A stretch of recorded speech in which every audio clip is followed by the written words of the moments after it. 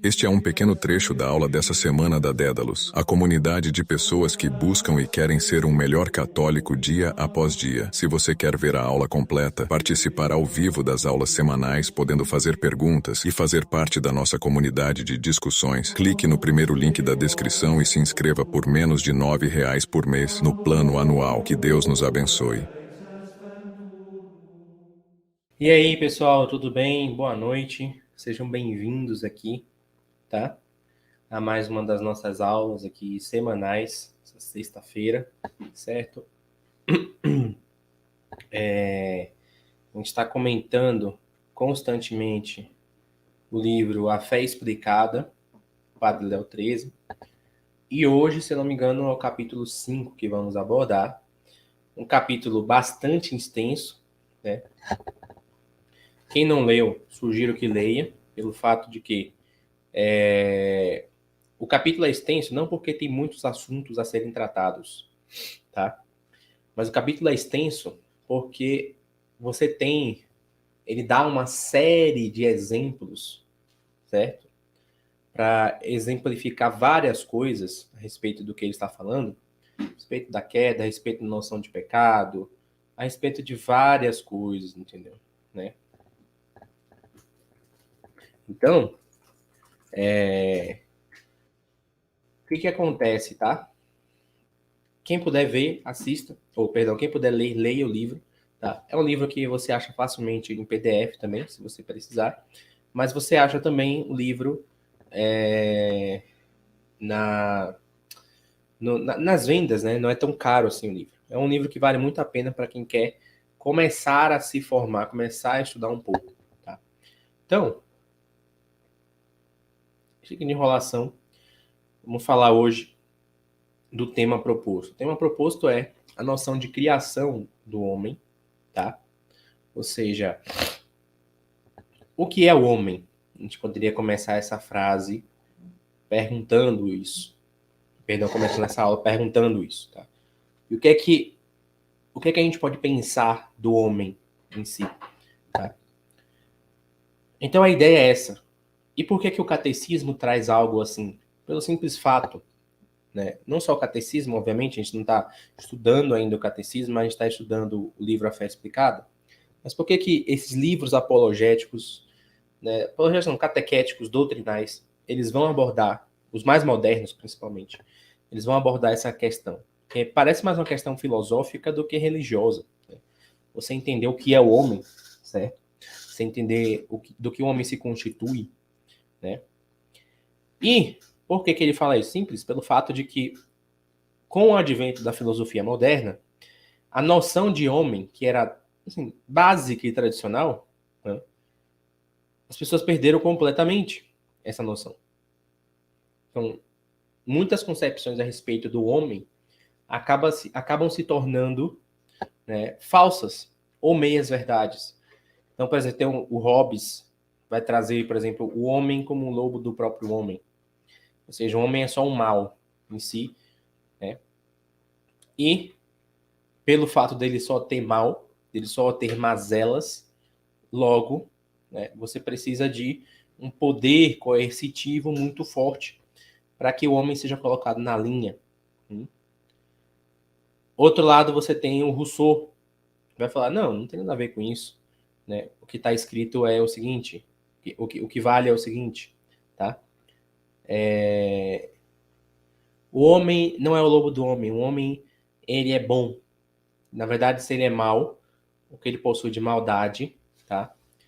É porque a sociedade o transforma assim. Então a gente tem que transformar a sociedade para desejar que algum dia o homem se torne bom, como ele era antigamente. Então são, obviamente, noções fantasiosas a respeito do que é o homem, tá? Se você parar para analisar essas frases que eu disse aqui, com você mesmo, você vai ver que você não é um lobo, não é um animal selvagem, e você também não é a mais maravilhosa de todas as criaturas, né? Então parece que a verdade está num centro entre essas duas oposições, e por isso que a gente tem a necessidade de entender esse assunto. Eu comecei falando todas as aulas, as últimas aulas, a gente falando a respeito de Deus, tá? Que a falta de entendimento moral da doutrina católica, muitas pessoas tomam erroneamente, até os que são católicos, inclusive, né, como se fossem meras regrinhas abstratas e arbitrárias, tá? Essa forma de entender, ela vem justamente da falta de conhecimento metafísico. Quem é Deus? Mas esse conhecimento metafísico não só atrelado a Deus, mas atrelado ao homem também. As pessoas não sabem qual é a visão de homem que o cristianismo nos dá, certo? Então, a gente vai dar uma descoberta aqui, a gente vai tratar um pouco desse assunto aqui agora, tá? Então, o que acontece? A gente pergunta, o que é que o homem pode ser? E aí a gente tem uma resposta bem simples. Já nos primeiros começos assim, do livro, nesse capítulo, ele fala assim, é uma ponte entre o agora, tá, e a eternidade. Ou seja, o homem ele é uma junção de dois mundos. Então, você tem um mundo material no homem e você tem um mundo do espírito. Tá? É notório que as pessoas esquecem disso. Quando a gente fala de vida espiritual, né, geralmente a pessoa se imagina a sua vida espiritual no mesmo status da vida material. É lógico que eu não estou querendo dizer assim que a alma não se desenvolve com o corpo. À medida que você vai crescendo, você vai deixando de ser um bebezinho, a sua alma vai adquirindo funções que antes ela não possuía. Está lá até o próprio Jesus, né? Lá no começo dos evangelhos, fala, Jesus Cristo crescia em graça, sabedoria e... não me lembro agora o terceiro. Mas ele ia crescendo. Esse crescimento não é um crescimento de Jesus Cristo enquanto pessoa divina, mas enquanto natureza humana. Então, a natureza humana se desenvolvia. Tá?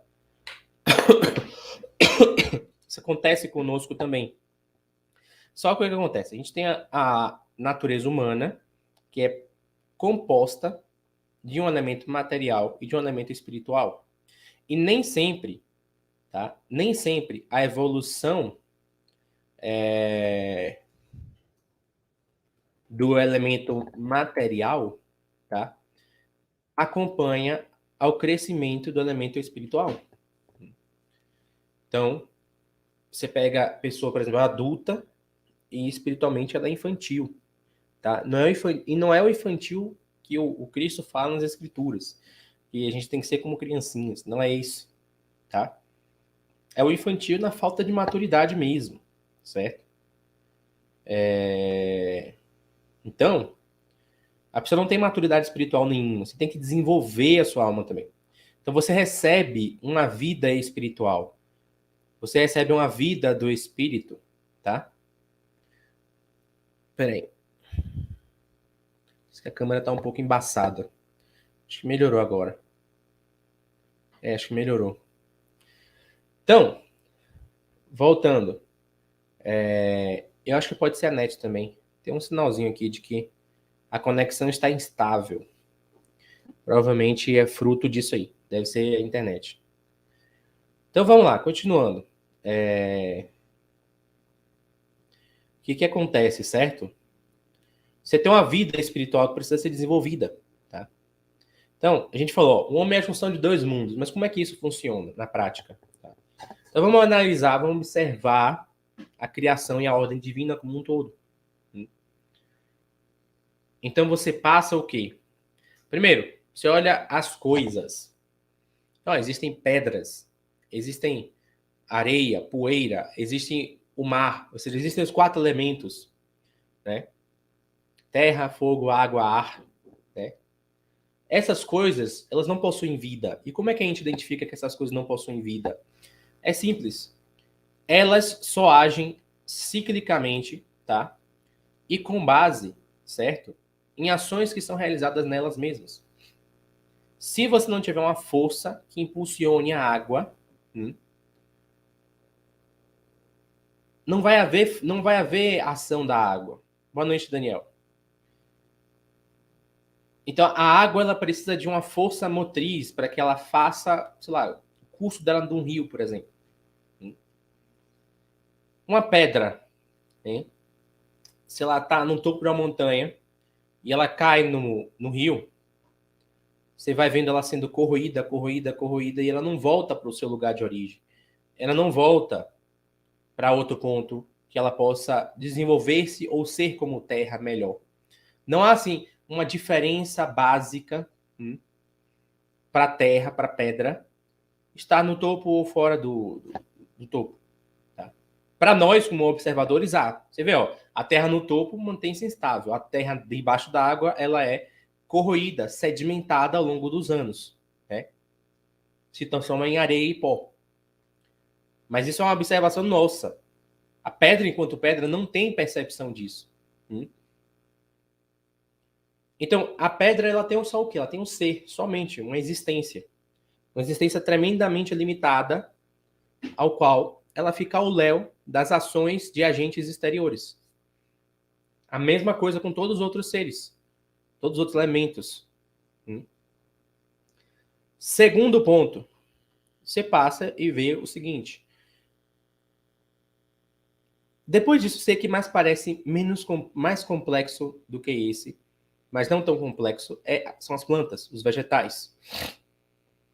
E diante de uma pedra, um vegetal, o que é que há de diferente? A diferença básica é que da pedra para o vegetal já escolhe condições melhores para ele. Ou seja, como assim, Yuri?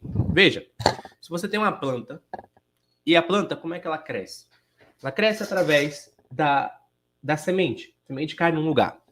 Só que se o lugar que a semente cair não for oferecer à semente as qualidades necessárias para que ela se desenvolva, ela não vai crescer, tá? Então a planta, ela tem uma básica noção do que, olha, existe, tá? Existem ambientes melhores e ambientes piores para que eu seja planta. Então, o ser da planta ele já é muito mais complexo do que o da pedra, o do fogo, o do ar, tanto faz, tá?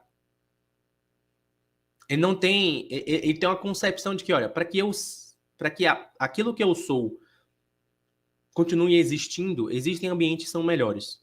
A pedra não faz essa distinção. A água não tem como fazer essa distinção. Ela segue o fluxo. Para a água, por exemplo, um rio mudar o curso dele, são anos da mesma água passando no mesmo lugar. E não é fruto de, sei lá, alguma atividade anímica. É só fruto do mero acaso. Tá? Então, esse é o segundo ponto. Certo? Então, a planta ela possui algo que os escolásticos vão chamar de alma vegetativa. Ah, Yuri, mas você está dizendo que a planta tem alma? Não como você entende alma. No geral, você entende alma como a parte espiritual do homem. O que não é errado. Alma também pode ser entendida assim. Tá? Mas alma também possui outro significado, que é um princípio interior, princípio interno de vida, tá? De crescimento, de impulsionamento, de existência. Então, a planta ela possui uma alma, só que não é a alma que nós possuímos, a alma imortal. A gente vai chegar lá. É a alma vegetativa. O vegetativo está associado até vegetais, né? Aos vegetais, às plantas.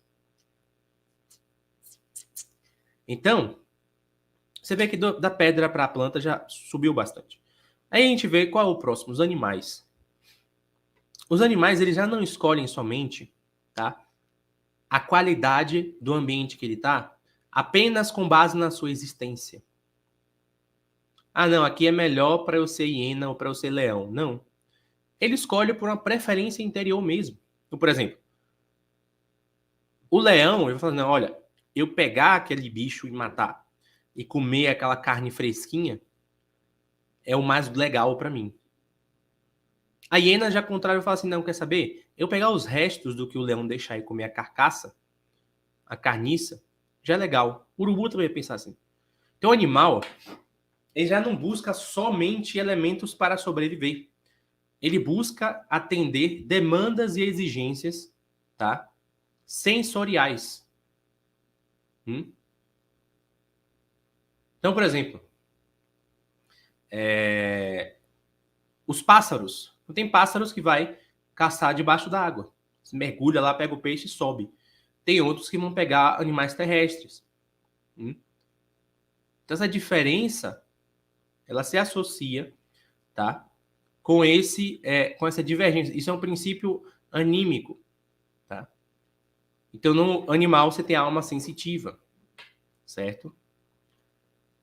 Bom, se a gente pular o homem, o que é que tem de mais complexo aí? Os anjos, que a gente falou na última aula.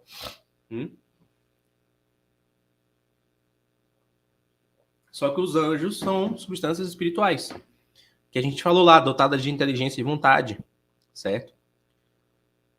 Então a gente vai para o homem e a gente consegue observar que o homem tem essas 4 coisas. O homem tem, tá?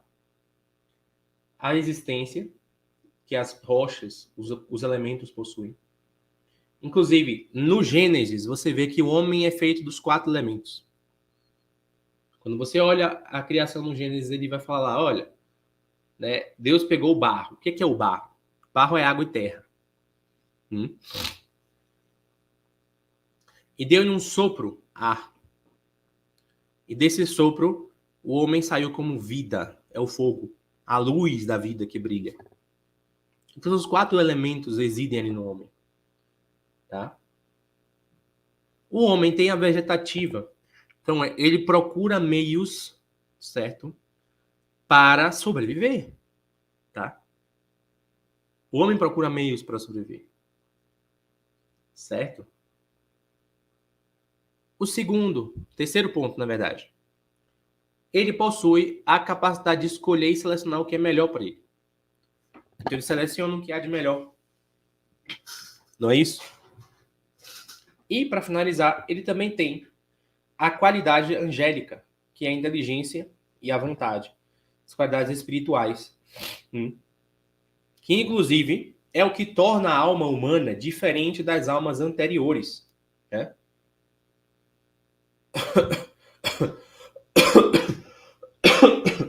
Valeu, Matheus. Até mais aí. Amanhã você assiste. Aniversário meio do Augusto, inclusive. Mas, continuando. O que torna a alma humana diferente é esse processo da inteligência e da vontade, que é o que dá a ele, certo, a eternidade, o senso de eternidade.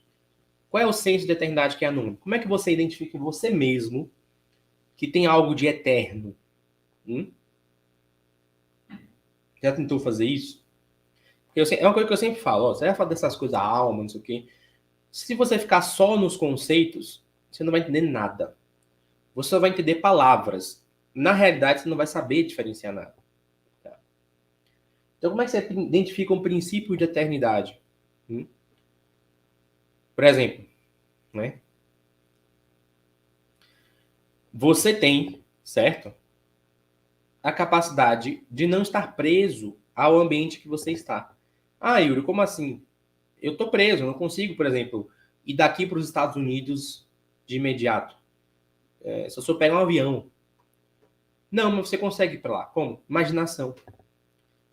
Se você pega uma descrição de alguém falando dos Estados Unidos e você imagina aquilo, você se transporta para aquele lugar presencialmente, entre aspas, de tal forma que a barreira meramente terrena, material, é rompida.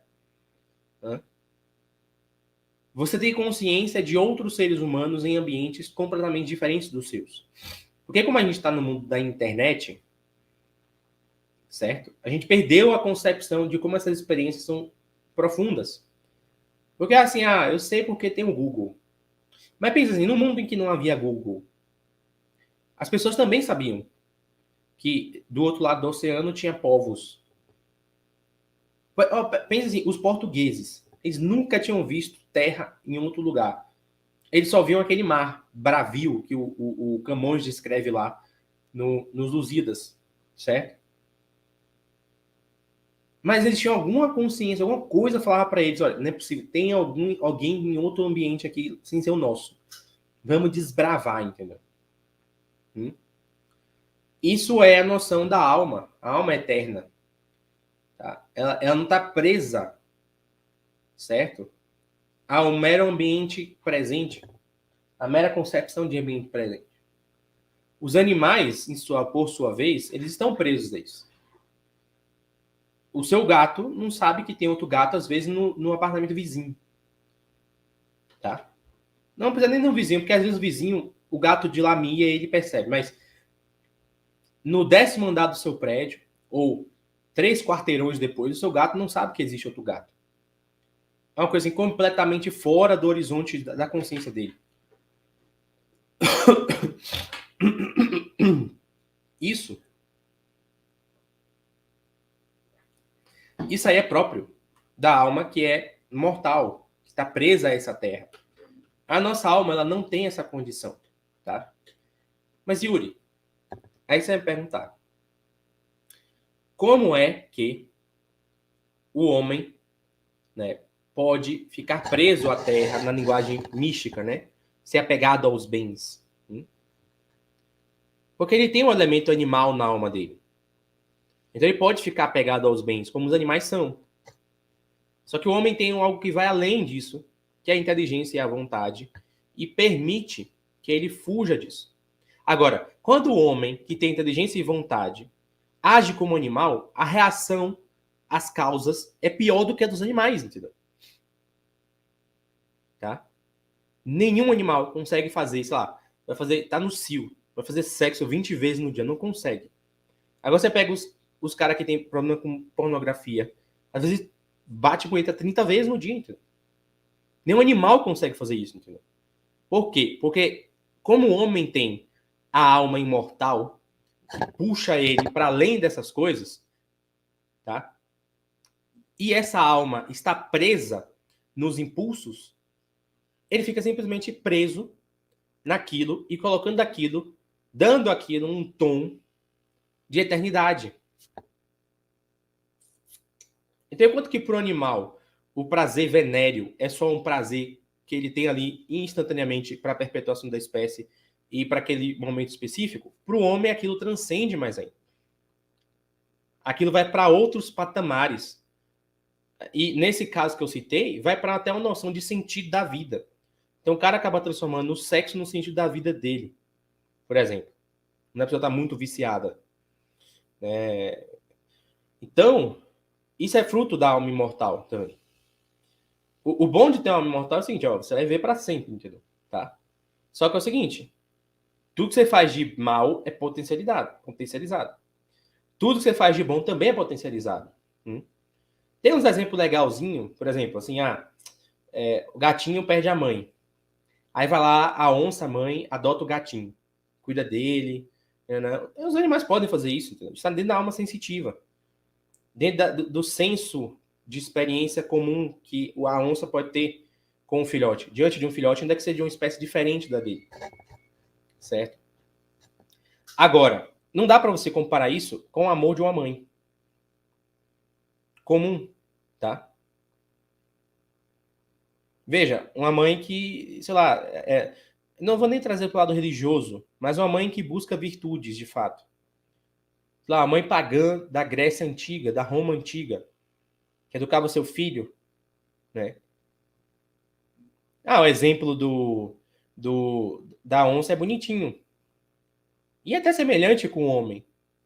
Mas ele não tem a alma imortal para que aquilo ali transcenda as meras barreiras da matéria, só do gosto ali da alma dele inicialmente, tá? O que é diferente, entendeu? Certo? Então, como eu falei antes, o homem ele é o quê? Ele é um resumo da criação. E aí, por isso, vamos introduzir agora conceitos medievais que não estão, por exemplo, tá no catecismo, mas não está tão visível e que é a base de muitas coisas que a gente fala, por exemplo, simbolismo. E as pessoas não entendem, se cagam ou acham não, porque tá errado, blá blá blá, blá blá blá. Se o homem é um resumo da criação, quer dizer o seguinte,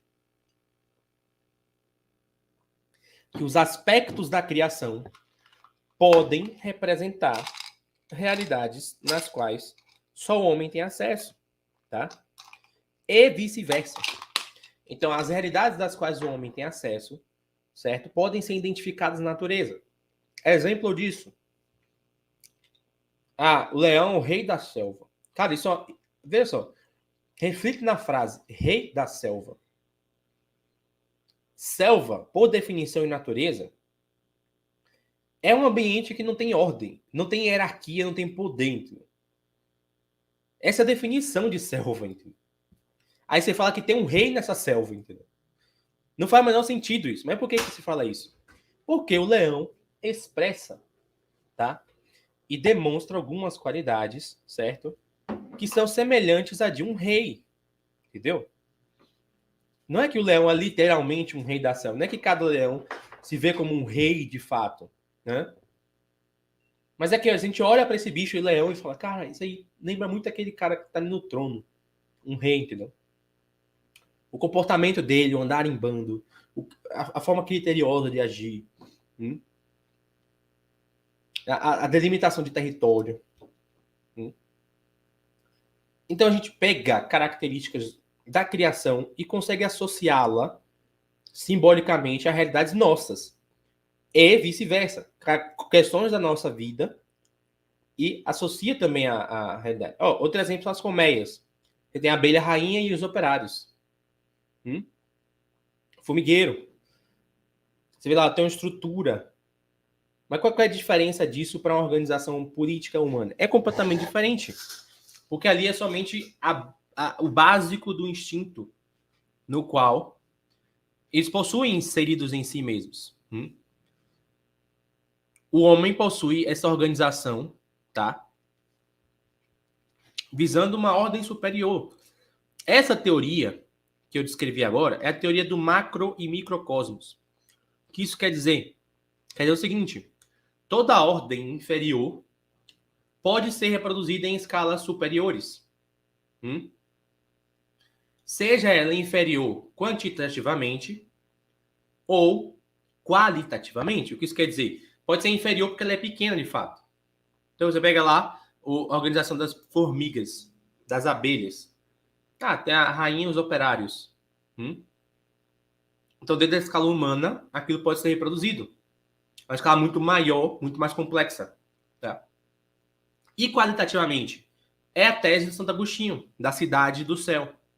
Né? Ou seja, como é o nome, meu Deus?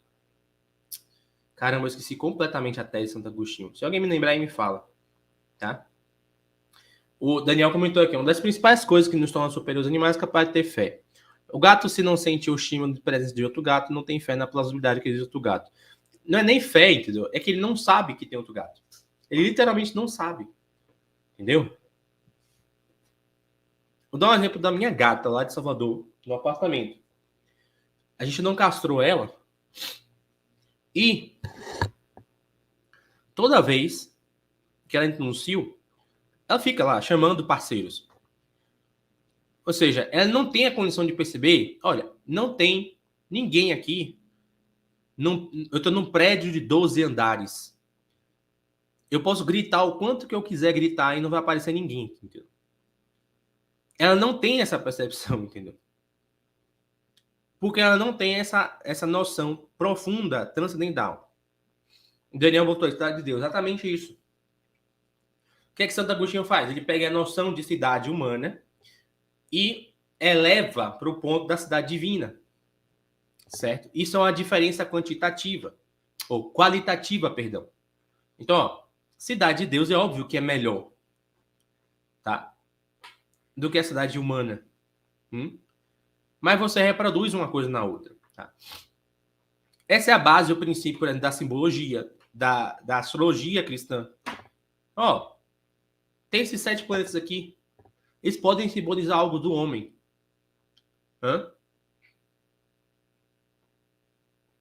E assim vai. Entendeu? Na época medieval, na alquimia, tá? Então, vários outros aspectos da realidade, certo? Podem ser tido essa analogia, essa relação, tá? Então, a gente entendeu o seguinte, o homem é um cosmos inferior, microcosmos, porque é um resumo da criação, tá? E há um macrocosmos, que é a criação como um todo, certo? Achei aqui, ó. Nossa, eu passei o dia inteiro procurando isso aqui hoje. Esse marca-texto. Porque o senhor Augusto ontem pegou ele e tava brincando na casa inteira. Só que eu peguei, botei aqui dentro e me esqueci. Deixa eu ver aqui. Tem um trecho para ler para vocês aqui. Cadê, meu Deus?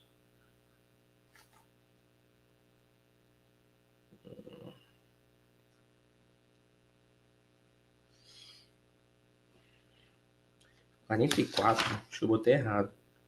Aqui, é 42, eu escrevi errado. Então, na página 42, ele cita o catecismo falando assim, olha, tá?